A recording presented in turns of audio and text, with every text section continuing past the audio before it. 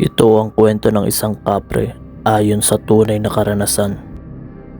Alam natin na ang kapre ay sa gubat na naninirahan. Ito ay isang malaking lalaki.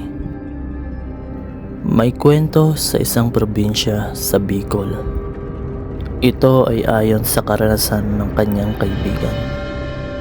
Minsan, isang ordinaryong araw sa kanilang tahanan sa bundok.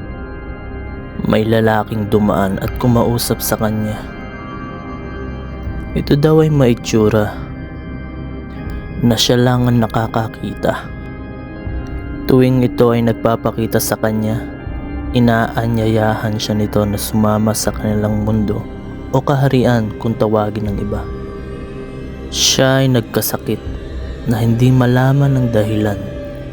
Isang buwan na may lagnat, pabalik-balik. Nang minsan na siya ay niyaya nito, siya ay sumama. Ang kanyang kaluluwa ay ang sinasabing naglalakbay kasama ng kapre. Sa tuwing siya ay sasama ng kapre, siya daw ay nawawala ng malay at tanging kaluluwa niya lang ang sumasama dito. Isinama siya nito sa kanilang mundo. Pumasok sila sa isang butas patungo sa lugar ng mga kapre. Maganda ang pinakitang pag-uugali ng lalaki. Ito rin ay may maamong muka. Maganda ang buong paligid.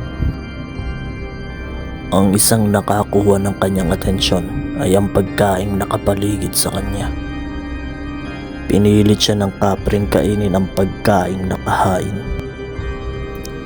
May kapansin-pansin siyang nakita. Pagkaing kulay itim. Napilit na pinapakain sa kanya.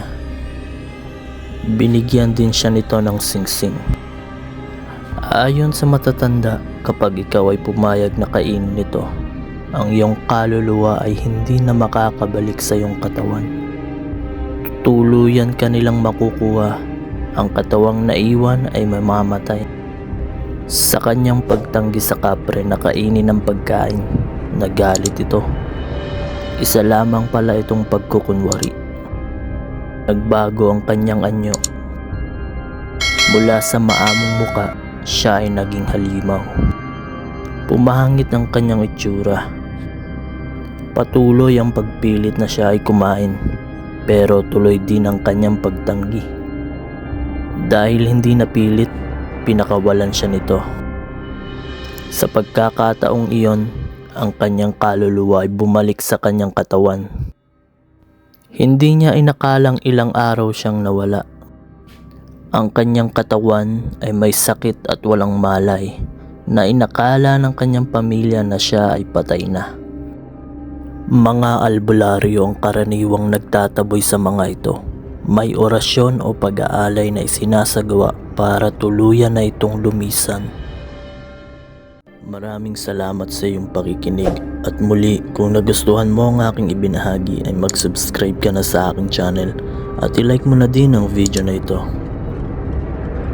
Hanggang sa susunod na lang sa ating mga kwentong kababalaghan.